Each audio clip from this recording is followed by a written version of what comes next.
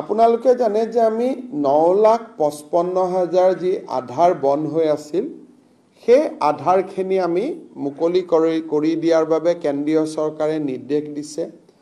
আৰু অহা 2 দিনৰ ভিতৰত ইউডিআইও ইয়াৰ যেটো প্ৰটোকল কেনেকে পাব কি পাব তাক দিব আৰু এই বন্ধ হৈ থকা আমাৰ আবেদনকাৰী সকলে আধাৰ পোৱা আৰম্ভ কৰিব মই ভাবো যে সেপ্টেম্বৰৰ ভিতৰতে তেওঁলোকে আধাৰ পাব কিন্তু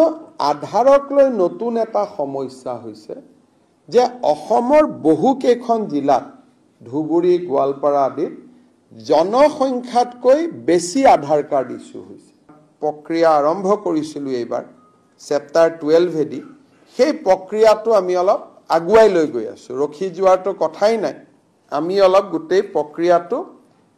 আগুৱাই লৈ যাব খুজিছো আপোনালোকক মই উদাহৰণ দিছো বৰপেটাত আধাৰ লোৱাৰ মানুহৰ সংখ্যা 103% 100% লৈকে আমাৰ দায়িত্ব কিন্তু 3% মানুহ এক্সট্ৰা ধুবুৰীত 103 মৰিগাঁৱত 101 নগাঁৱত 101 ফিজিক্যাল টাৰ্গেটতকৈ বেছি মানুহে আধাৰ লৈছে বৰপেটাত 103.74 পাব লাগে 100% পাইছে 103.74 ধুবুৰীত 103.48 মৰিগাঁৱত 101.74 নগাঁৱত 100.68 টাৰ্গেট হল 100% তাতে কম 90% 80% কাৰণ বাগানৰ মানুহখিনিয়ে লোৱা নাই গতিকে 90-80 হৈ আছে এইকেইখন জিলাত প্ৰজেক্টেড পপুলেশ্যনতকৈ বেছি আধাৰ পাইছে এতিয়া আমি কৰিব খুজিছো কি যে আধাৰ লাগিলে লব লাগিলে এনআৰসিত আবেদন কৰা নম্বৰটো লগত দিব লাগিব পোৱা নোপোৱাটো কোনেও না আমি হেতুলৈকে যাব খোজা নাই যেটো কোৰ্টত বিচাৰাধীন হৈ আছে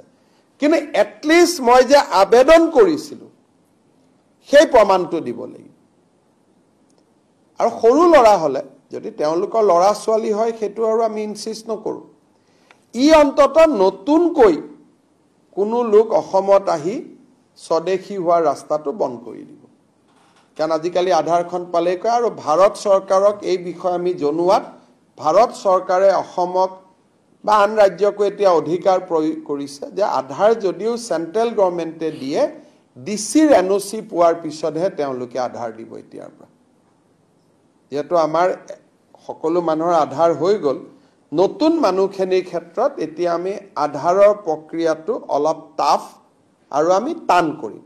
কিন্তু কনফিউজ হ'ব নালাগে যি 9 লাখ বন্ধ হৈ আছে তেওঁলোকে পাই যাব এইখিনি আমি নতুনৰ ক্ষেত্ৰত কৈছো ইয়াৰ ফলত অসমত অন্তত নতুন বিদেশী নাগৰিক আহাৰ ৰাস্তাটো বন্ধ হৈ যাব